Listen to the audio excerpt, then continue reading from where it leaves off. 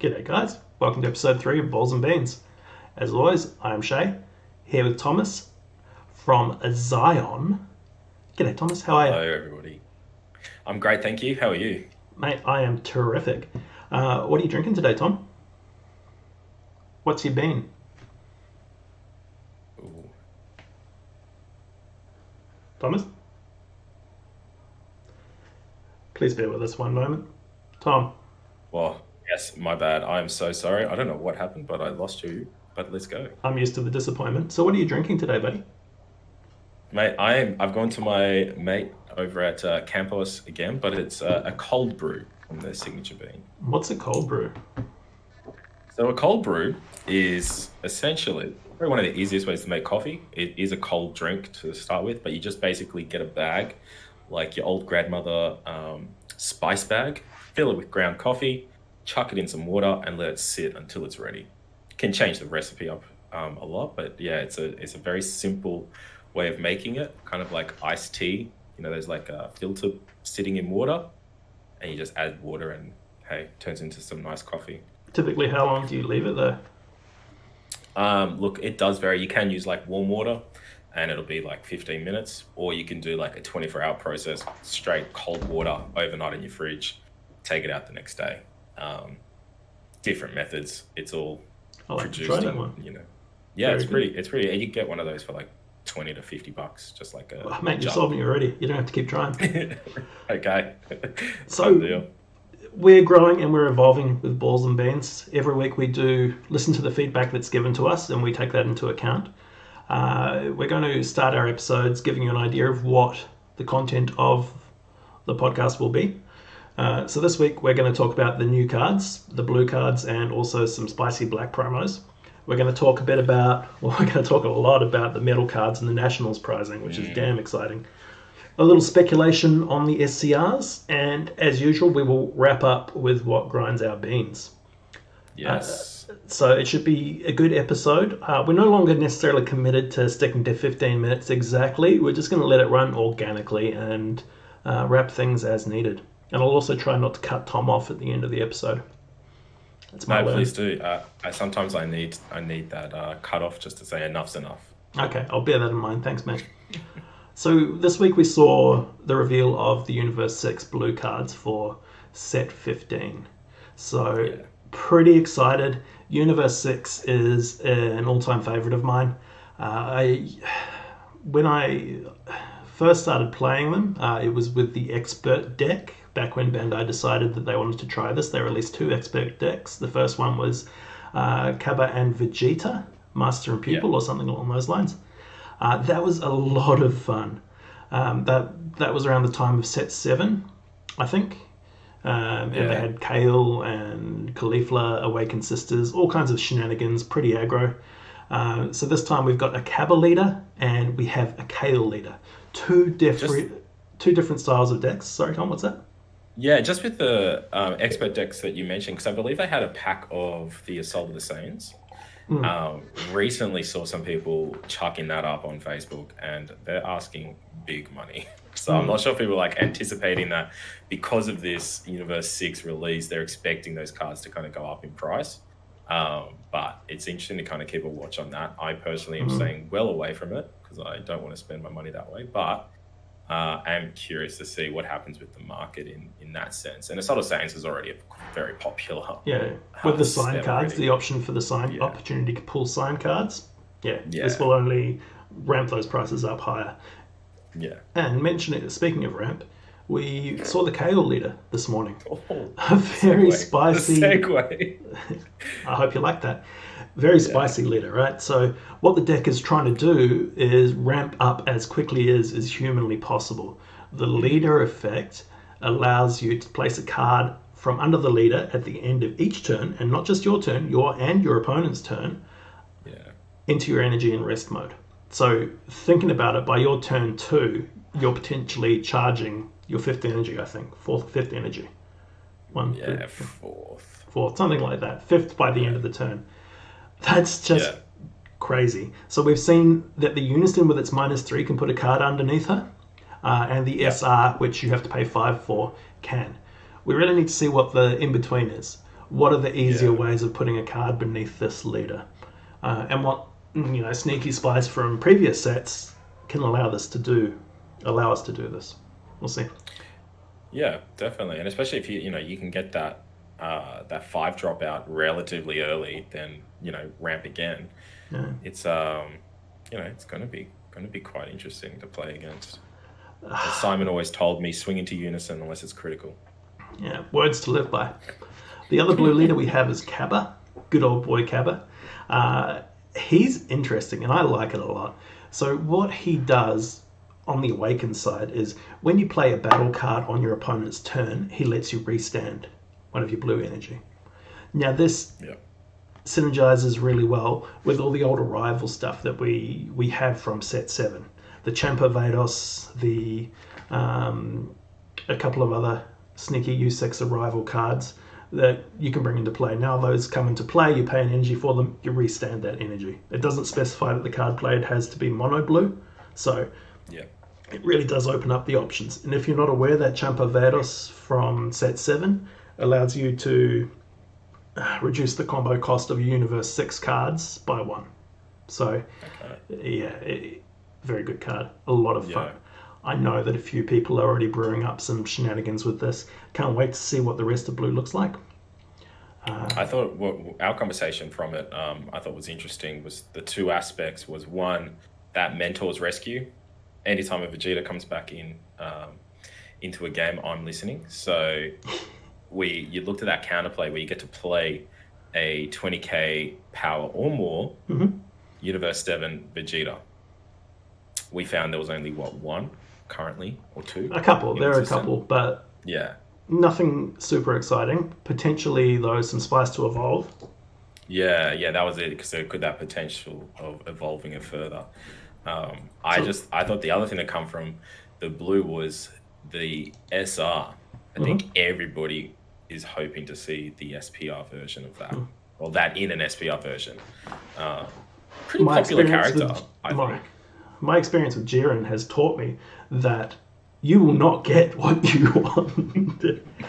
So in the chat we have Jenna's cat that says you can only ramp on your turn with Kale before awakening, which is quite correct.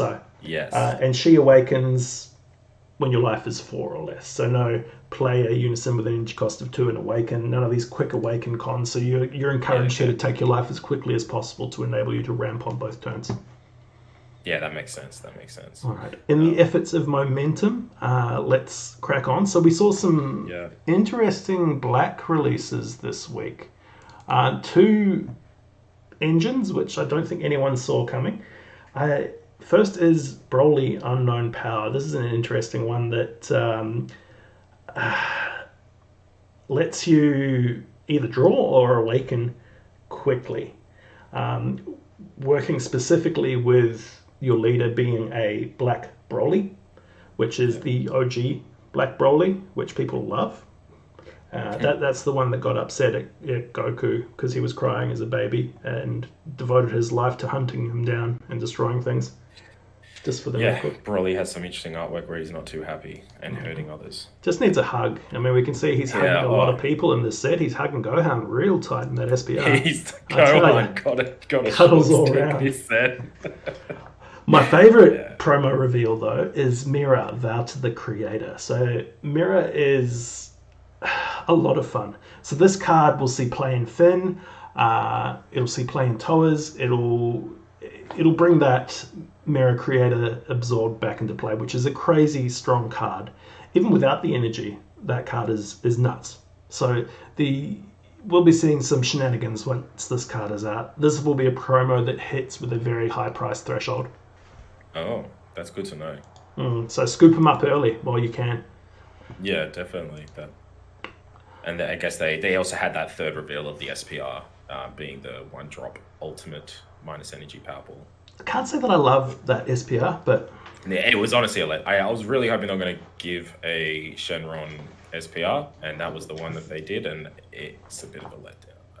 I look, it could look different in hand. I think a lot of times when you look at the artwork and then look at it in hand, it's different, but I look at that and compare it to just the Cabba SR, it looks, in terms of foiling, it looks pretty similar, so...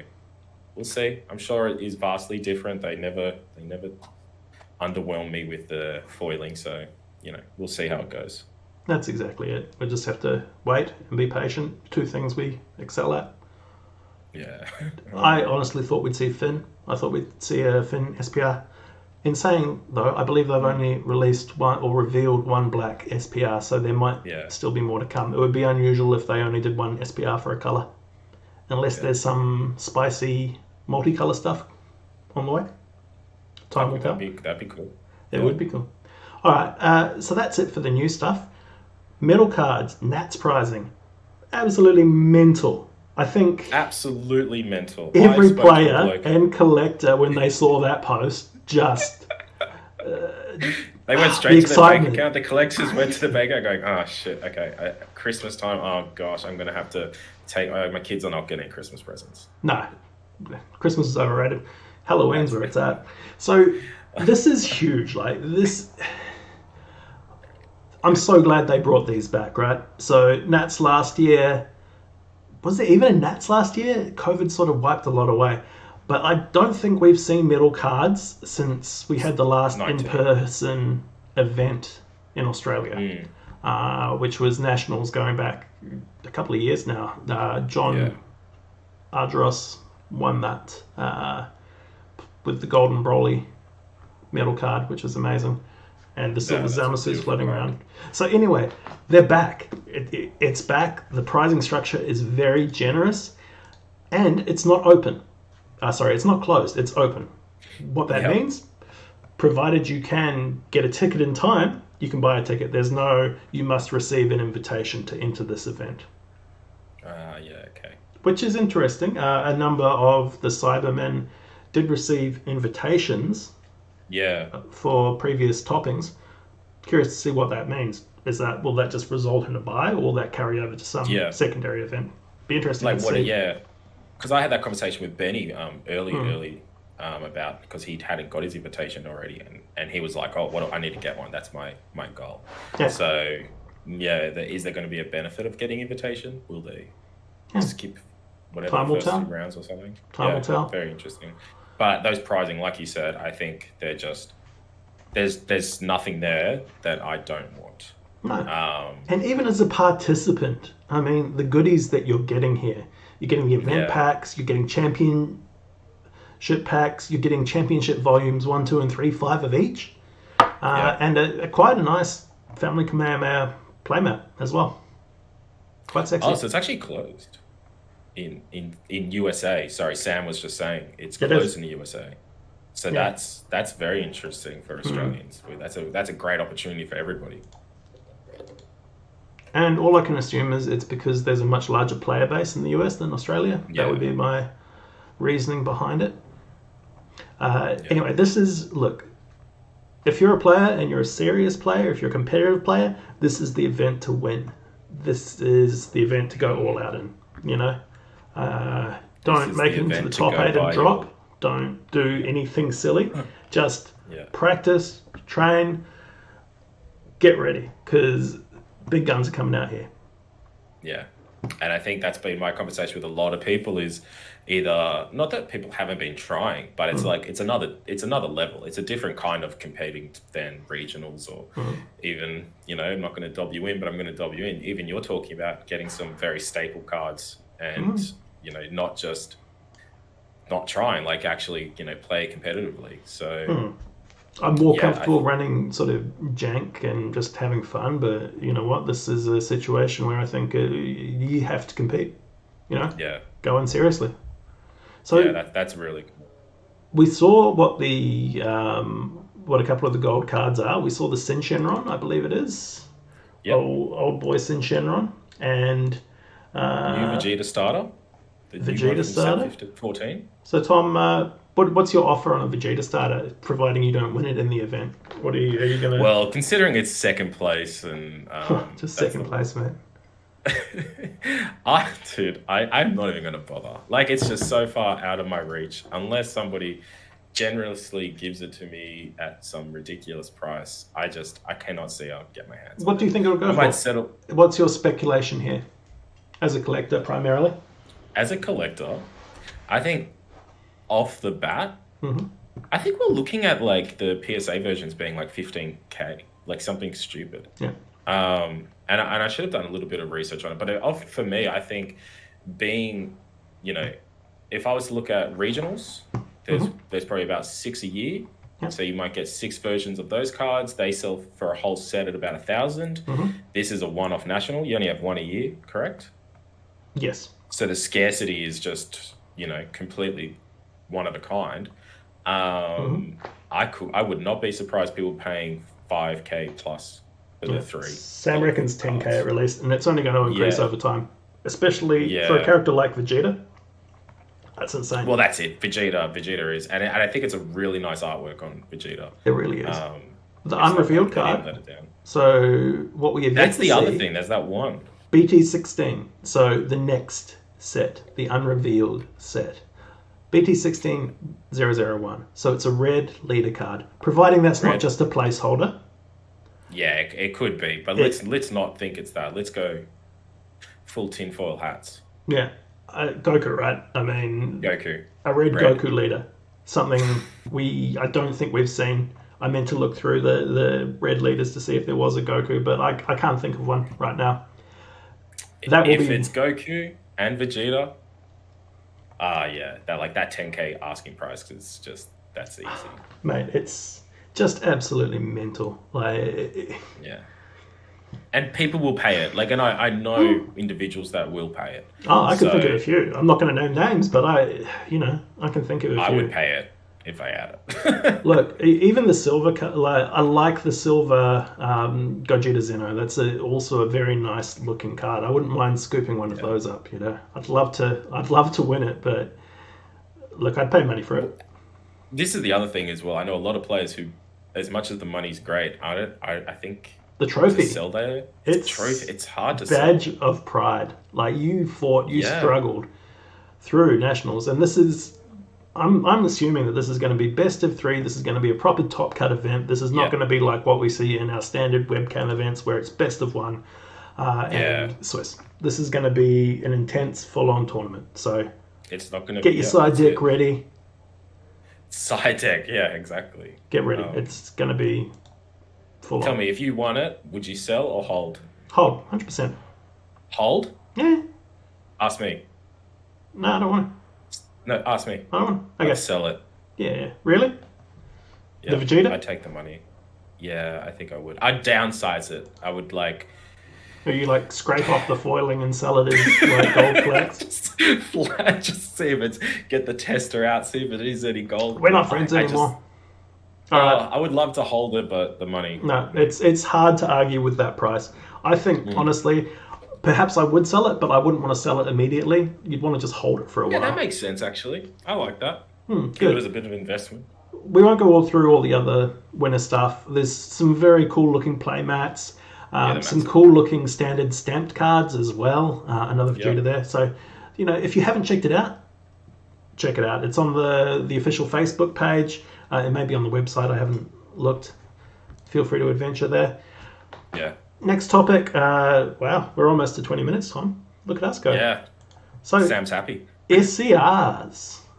Yeah, I think we can touch base on 4 SCRs. Is that excessive? Yeah.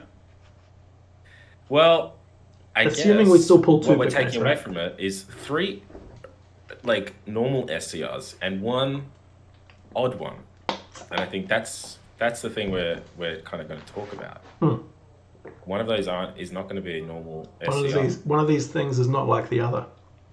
Yeah. So what I'm thinking, Luffy, Monkey D. Luffy from One Piece. So they're talking being the guest SCR. Yeah, I'm thinking they're gonna. Well, it's either another Shonen Jump property. Well, it's got to be another Shonen Jump property. That's what I'm thinking is most likely. But it's all assumption, right? I'm just thinking another popular character that ties in with Dragon Ball. Yeah, Dr. Slump, Jenna's cat. That would be amazing. Just something that ties in, or Arale, any of this old school goodness. There's just so much potential there, and I think it's depending on what they do and why they do it, why they choose the character. For me as a collector, like I like to see the community grow. I want to see more players, more new people looking at it, and if they can pull this off well, like I can just see a lot of people coming from another IP, or people that are collectors, they're interested, jumping over. Yeah, like Sam was saying, surely it's a Bandai IP. So what are we talking about? Maybe Digimon? God. Like, Super Saiyan 4 I said Middle High Greymon. Dragon. Yeah. Oh, Metal Greymon. Like. Yeah. I'm not a fan of Digimon, but I know a lot of people Yeah. are. It would be a good draw, potentially, because Digimon already has such a broad fan base and player base, more so than Dragon Ball Super, arguably. Well, no, definitely. And if you pull an SCR from DBS, I think, Digimon that's a SCR and DBS, like, I think a lot of buyers are going to jump over and go, I want that card because they're Digimon, and like that card will just be the chase card. It's just going to be mind blowing. I think Friku went for almost $1,000. Well, it probably did at some places, but that card's probably going to push that price bracket. Definitely. Let's see. All right, so on to the other SCRs. Are they signed? There was some talk earlier, before we started seeing reveals, that these cards might be signed. Do you think that is going to happen? I would love to see it happen. I can't see with the guest reveal. I think it's just too much for one set. I think if they were going to do signed cards, they'll have to do it outside. In another set where they don't have such a big reveal. Going back, I like that Naruto call. I love Naruto. Sam being a little guest there, but yeah, I don't think they can do it. If they do, this set is going to be stupid. Yeah, it like really will be. You have any signatures plus say, a Naruto, Digimon, or whatever kind of crossover. What this is, you got the campaign rare coming up, but that's almost insignificant compared to that. That would be too much. So no, I don't think it's going to happen. I think we were predicting maybe like a Finn SCR or something like that. Who's going to sign Finn? So no one's going to care about that signature. This is what I'm thinking, right? So color-wise, I reckon we're going to see black, we're going to see blue, we're going to see green. In black, I think we're going to see Finn. In blue, I think we're going to see a U6 related SCR. In green, so green is going back to the Saiyan Saga, right? It's going back to OG Goku and OG Vegeta. I think we're seeing a farmer with a shotgun SCR. It's time. It's time, man. I give the people what they want. Farmer with a shotgun. The meme card. If they did a meme card as an SCR, I'd buy it instantly. Like I got the commemorative photo because I just thought that was hilarious. Yeah, look, it would be a commemorative photo kind of card. No, in all seriousness, I think we'll see some sort of, original Saiyan Saga related SCR in green. I would love to see Farmer with a shotgun. It's time to bring him in. A lot of people love this character for meme value. Come on, Bandai. Just give him a nice pre-release stamp foil. Yeah, make him at least uncommon, uncommon or rare. Yeah, make it uncommon. Don't make it common. SR with an SPR. That would be amazing. All right. Yeah, no, that would be. But, hopefully we'll see we should see these in the next couple of weeks because release is getting very close. Yeah. I'm hoping that we might see one this week, but I doubt it. Probably next week. No, I think we need to see green first and then they'll reveal the SCRs. And maybe we can grow fast enough that then Bandai give us the reveal for one of the SCRs. That'd be amazing. That would be amazing. I'm not holding my breath, but we love you, Bandai. We like you a lot. Yeah. All right. So moving to the tail end of the podcast, we'd like to talk about what grinds our beans. We need a little theme song for this bit. I can make a sound clip. Yeah, if you could, that would be great. I just think I'm going to ask you then, Shay. It's your turn. What grinds your beans? What really grinds my beans is packaging. So packaging of cards. It's a topic for debate. How do you package your cards? So if you're a seller on Facebook, on any other platform selling Dragon Ball Super cards, what are the do's and the don'ts, and what really gets to you? For example, when have you paid top dollar for a card only to receive it in a flimsy paper envelope, no supporting cardboard, no bubble wrap, maybe just sitting in a top loader without any tape, and that could be a $200 card. Has that happened to you? It's For happened to me, me. no. And I would blow up. It's not cool. I would blow up. Yeah. Look, what is the proper etiquette here? You know, you're a buyer and a seller, a collector. I tend to really buy things mostly and just hoard them. Top loaders. Is a top loader always essential, do you reckon? No. I think a top loader, look, for me, I always went for top loaders, and I just got a little example of what I use. I used to get a top loader, soft sleeve card in a top loader, and I've got these little bags. You get them from a $2 store for $2.50, and you get 60 little bags, and they fit a top loader really well. I put that in an envelope, I send it, and that's usually for a relatively cheap card. Depending on price, you know, you've got your rigids, your semi-rigids, you've got to use cardboard with that. You can't send it in a semi-rigid by itself. You've got to put cardboard. No. And I would recommend cardboard in most, but, you know, for me, if it's in a top loader, as long as that top loader is nicely packed, I'll not complain, especially if it's a lower quality card. But if you're going high end, I think you have to kind of be careful. And how many cards do you put in a standard top loader? I personally do 1. I will accept 2. If I receive them, I expect no more than 3 or 4. I've had some more, but like that part, if they're coming in bulk like that, I'm assuming they're low-end cards. If they're expensive cards, keep it into 1 or 2. If they're commons, unless it's those larger top loaders. Yeah, I mean, I'm talking about a standard size top loader here. Yeah. It's just take care with the cards, you know. Treat them as you would want to receive them.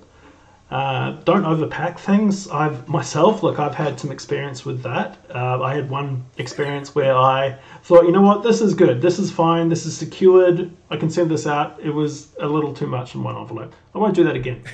So everyone had to pay to get their parcels. And look, you know what? If you can't find things to secure your product as you send them out, palms off, do it all, right? So they've got your semi-rigids, they've got your top loaders, they've got your team bags there to, you know, secure them nice and snug. Great quality products, reasonably priced and Australian based. And yes, funnily enough, they're our sponsor. So there's your sponsor plug. Yeah, definitely. No, that's great. Also, my little pet peeve to add to it is don't put that plastic tape on and then it's so hard to get off. I have to get like a knife to cut the cards out. Just masking tape or a sticker. Is this okay, Tom? Is this tape acceptable? Yeah, exactly.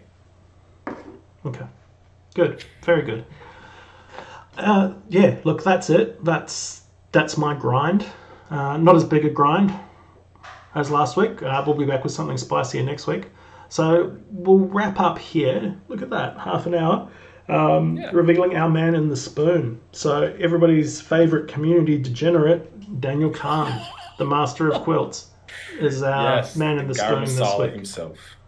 He's well known in the Sydney community and abroad. Yeah. So a very spicy picture of him there. You know what? Nominate, if you have someone you'd like to nominate for Man in the Spoon, please put them forward. Also, next week we'll be back with more talking points, hopefully to discuss the grand reveals, maybe an SCR reveal, and inevitably some more promos. We are also going to do a giveaway, so we're still working out the final points on that. Come back next week and we'll update you. I think it's going to be safe to say it'll be a nice little, possibly sponsored bundle. That's probably all I can give you. Yeah, that's exactly it, and that's enough. So thanks for tuning in to Balls and Beans. Have a great afternoon, everyone. Appreciate your time. Talk to you soon. Yeah, thank you again. Thanks for listening, everybody. All right, cheers.